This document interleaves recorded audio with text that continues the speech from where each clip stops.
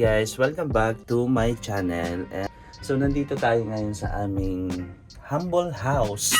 Ito pala ay nakakahalaga ng 27,000 pesos ang rent namin dito. Ang mahal, no? Tapos isang dipa ko lang. Hindi nga isang dipa ang size nito eh. Hi guys, welcome back to my channel. And yeah, first vlog natin this year. So almost half na ng year kasi May na ngayon. Yung last na vlog natin May pa yun. Ang tagal na, no? So ngayon I decided na i-continue uli yung aking pagbablog. Sayang naman kasi, di ba?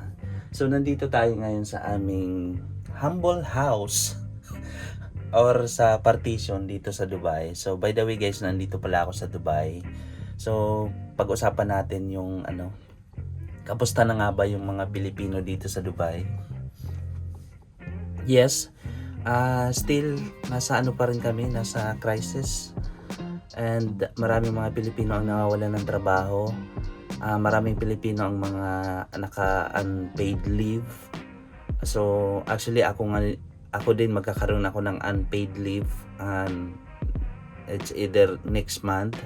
So mandatory sa company namin 7 days na unpaid leave. So yeah, forced vacation ka ng 7 days.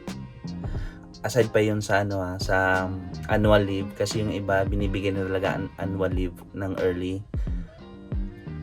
And then yeah, nandito tayo ngayon sa aming small partition. Ito yung tinatawag na loft bed partition dito sa Dubai. So tawag dito, ito pala ay nakakahalaga ng 27,000 pesos ang rent namin dito. Ang mahal, no? Tapos isang dipa ko lang. Hindi nga isang dipa ang size nito eh.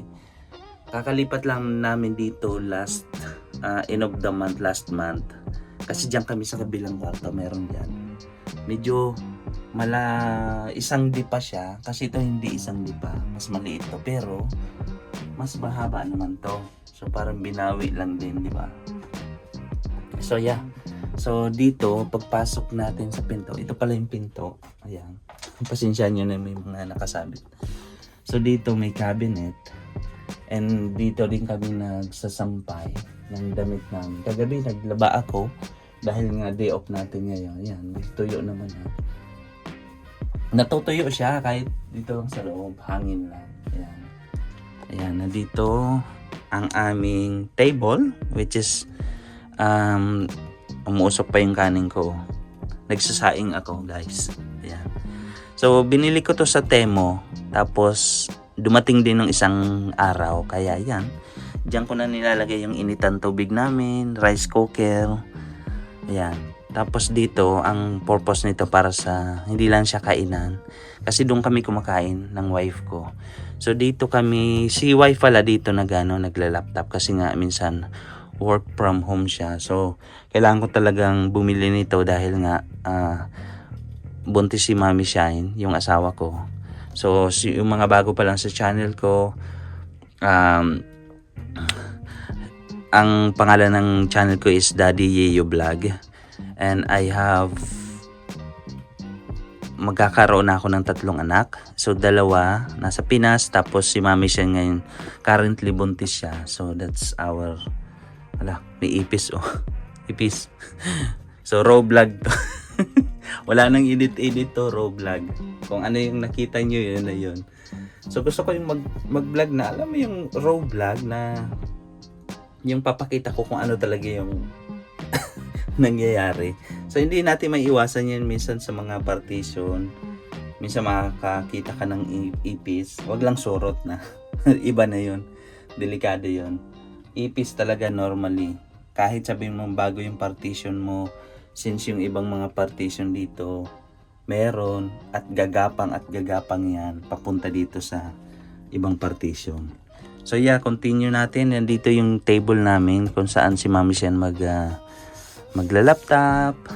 Luluto pala ako mamaya, guys, ng kangkong. Ayan, adobohin ko to, kangkong. Dito may hagdan papunta sa taas, loft bed. Pero ginawa na namin storage yan. Nandyan yung mga maleta namin, mga pakargo namin nandyan sa taas. At nandito yung mga lagayan ko ng sapatos. Ayan, nandyan oh. Tapos medyas, naglaba ako kagabi. Dito yung aming mga shop. So yeah, that's it for now guys. Itutur ko kayo soon sa mga susunod nating vlog. Yung complete na tour na dito. Yung mga kung anong meron kami dito. Kasi ngayon, na full ang storage ng phone natin. So yeah. So guys, yeah, welcome back sa aking channel. Or sa mga bago pa lang, welcome po sa aking channel.